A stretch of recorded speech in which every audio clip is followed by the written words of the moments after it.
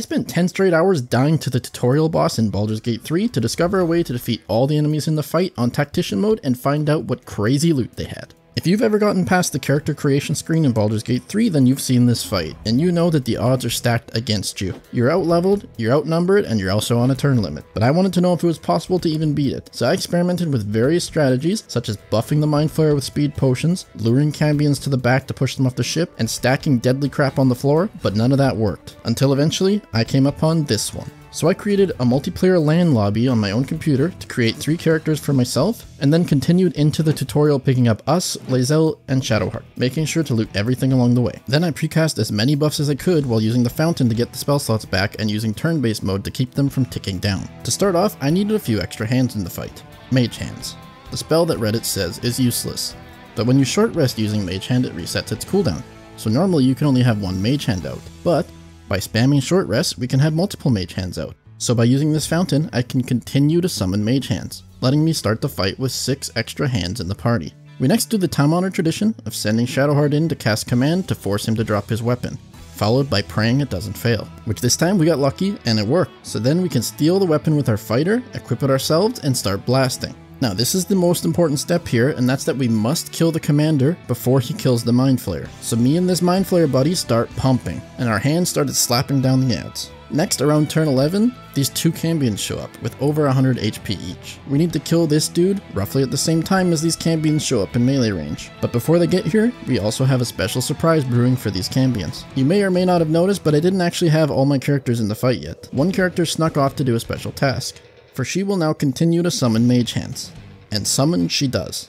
For 15 straight minutes, I summoned Mage Hands until I finally had what I thought was enough. And now you might be thinking, well, that's just stupid. The fight's gonna be a complete joke and really easy if you have unlimited Mage Hands. And let me just say, no, that is not true at all. These hands are trash. They have 25% accuracy, and even critical hits just do 1 damage, unless you use a throwing weapon, and then it's 3. You also can't even have unlimited, because if there's like more than 30 of them around, the game lags and sometimes crashes. And the enemy never even hits them, meaning this Zerg army of Mage Hands is still not enough to make it easy.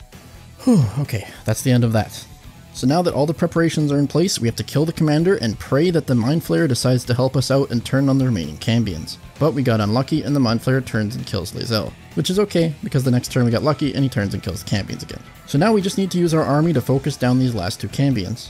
We keep DPSing them, throwing everything we can at them, and eventually one of them gets isolated on top here with Losa. Losa then makes the ultimate sacrifice by stacking all of our looted explosives there for a massive nuke.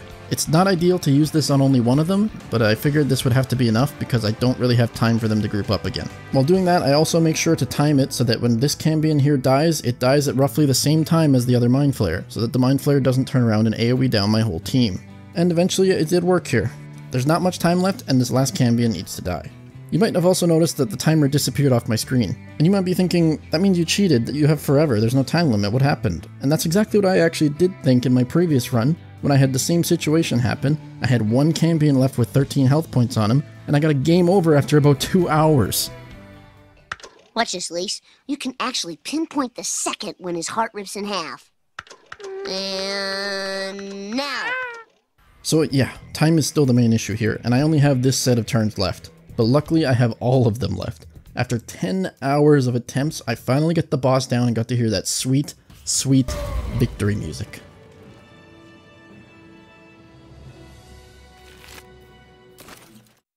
So now you might be asking, what exactly is the reward for all this work that we just did? And we got to start the game at 301 experience, and being level 2, which is about 225 experience more than normal at this point. We also get to start the game with 700 gold, 2 tridents, some arrows, weapon oils, a scroll, and the Everburn blade.